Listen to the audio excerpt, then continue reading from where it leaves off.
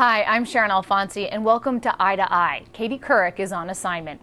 CNN's Lou Dobbs doesn't keep his personal views in check when it comes to reporting the news. His hardline opinions on controversial topics, such as illegal immigration, have increased his ratings and angered his critics.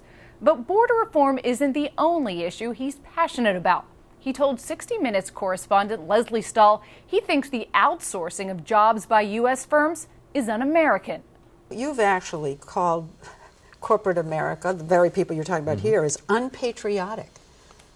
Well, I think it's easy to justify that when you look at what they're doing. I don't recall saying unpatriotic, but the fact is... do you think they are?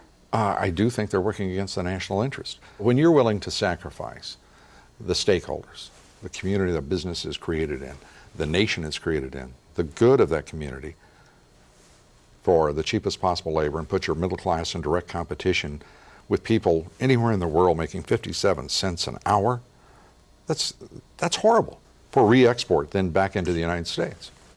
I have said for a very long time, we cannot reform immigration law if we can't control immigration. Is that fair? Is there any way in the world to reform immigration if we can't control it?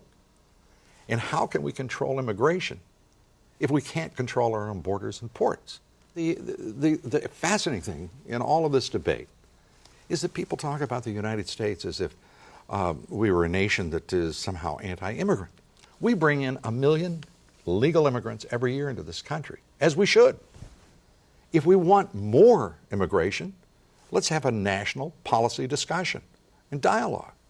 But don't turn it over to corporate interests who are making the decision to exploit cheap labor.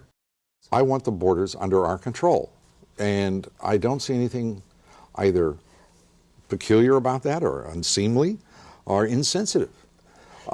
If there is, I don't know what sovereignty means anymore. I don't know what homeland we're securing. I don't know what it means to protect this country.